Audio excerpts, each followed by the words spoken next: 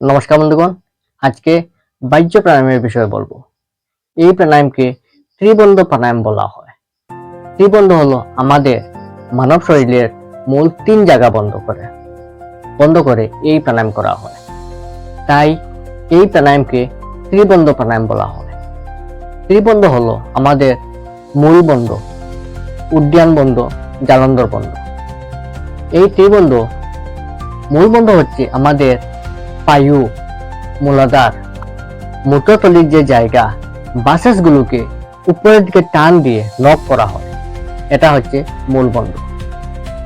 আর উদ্যান হচ্ছে abdominal lock, পেটের উপর দিকটাকে পিছনে টান দিয়ে লক করে দেওয়া।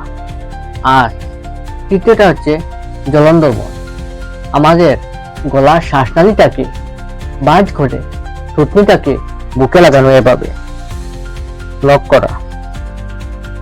এটাই হলো ত্রিবন্ধ প্রাণায়াম। বন্ধুগণ, যোগ ব্যায়াম প্রাণায়াম যদি সঠিকভাবে না করা হয় তাহলে অনেক সমস্যা হতে পারে। যারা প্রাণায়াম নতুন করবেন, ভালোভাবে বুঝে শুনে করতে হবে। বাহ্য প্রাণায়াম এমন একটি প্রাণায়াম যে প্রাণায়ামে অনেক উপকার আছে। সিদ্ধাসন বা পদ্মাসনে বসে শ্বাস একেবারে যতটা সম্ভব বের করে দিন। তারপর ত্রিবন্ধ করে নিঃশ্বাসকে যতক্ষণ সম্ভব ভিতরে ধরে রাখুন। তারপর যখন আবার প্রশ্বাস গ্রহণ করার ইচ্ছা হবে, ত্রিবন্ধকে সরিয়ে দিয়ে ধীরে ধীরে প্রশ্বাস গ্রহণ করুন। প্রশ্বাস ভিতরে নিয়ে না আটকে আবার আগের মতো ক্রিয়া শুরু করুন।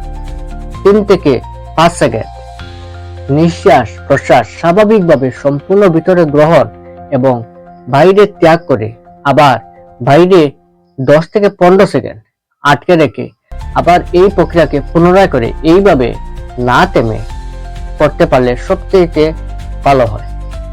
যারা পাইলস রোগে ভুগছে, ফিস্টুলা, বিভিন্ন যৌন রোগ ইত্যাদিতে পীড়িত লোকদের বিশেষ উপকারী হয়। সমস্ত ধরনের স্ত্রী রোগ এবং বন্ধ্যাত্ব, প্রজননীয় অক্ষমতা ইত্যাদি এবং গর্ভাশয়জনিত রোগের ক্ষেত্রে এই প্রাণায়াম অত্যন্ত উপকারী। তার সাথে সাথে কিছু সাবধানতাও আছে। উচ্চ ও নিম্ন রক্তচাপ এবং হৃৎপিণ্ডে বিভিন্ন রোগে আক্রান্ত মানুষেরা এই প্রাণায়াম করবেন না।